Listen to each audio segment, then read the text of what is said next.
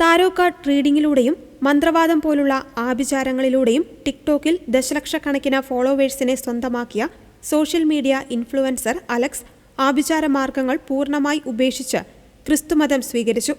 തന്റെ മുൻകാല TikTok വീഡിയോകളെല്ലാം delete ചെയ്ത താരം ഇനി മുതൽ ടാരോ കാർഡ് റീഡിംഗ് നടത്തില്ലെന്നും ഔദ്യോഗികമായി പ്രഖ്യാപിച്ചു. ക്രിസ്തുവിലുള്ള തന്റെ പുതിയ വിശ്വാസത്തെയും ആത്മീയ മാറ്റത്തെയും കുറിച്ച് അലക്സ് പങ്കുവച്ച 10 മിനിറ്റ് ദൈർഘ്യമുള്ള വീഡിയോ സോഷ്യൽ മീഡിയയിൽ വലിയ ചർച്ചയായി മാറിയിരിക്കുകയാണ്. ഭാവിയിൽ എന്താണ് സംഭവിക്കുക എന്ന് എനിക്കറിയില്ല. പക്ഷേ യേശുക്രിസ്തു എൻ്റെ ജീവിതം രക്ഷിച്ചു എന്ന യാഥാർത്ഥ്യം ഇനി എനിക്ക് അവഗണിക്കുവാൻ കഴിയില്ല എന്ന് അലക്സ് വീഡിയോയിൽ സാക്ഷ്യപ്പെടുത്തി.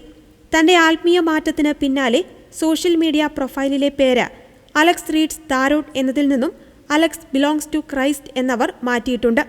അലക്സിന്റെ ഈ തീരുമാനത്തോട് പ്രതികരിച്ചുകൊണ്ട് മുൻപ് ഇതേപോലെ മന്ത്രവാദ ആഭിചാര മേഖലകളിൽ നിന്ന് ക്രിസ്തീയ വിശ്വാസത്തിലേക്ക് കടന്നുവന്ന പ്രശസ്ത ആത്മീയ പ്രഭാഷക ജെന്നി നിസ രംഗത്തെത്തി.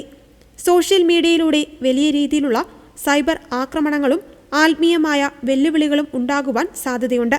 അതിനെ പ്രതിരോധിക്കുവാൻ ദിവസവും ബൈബിൾ വായിക്കുകയും പ്രാർത്ഥിക്കുകയും വേണമെന്നും അവർ ഉപദേശിച്ചു. എന്ത് വെല്ലുവിളികൾ ഉണ്ടായാലും ഉപേക്ഷിച്ചു പോന്ന ഇരുണ്ട ഭൂതകാലത്തേക്ക് ഇനി ഒരിക്കലും തിരിഞ്ഞു നോക്കരുതെന്നും ക്രിസ്തുവിൽ വിജയം ഉറപ്പാണെന്നും പറഞ്ഞ ജെന്നി നിസ അലക്സിന്റെ ധീരമായ പരസ്യ വിശ്വാസ പ്രഖ്യാപനത്തെ അഭിനന്ദിക്കുകയും ചെയ്തു.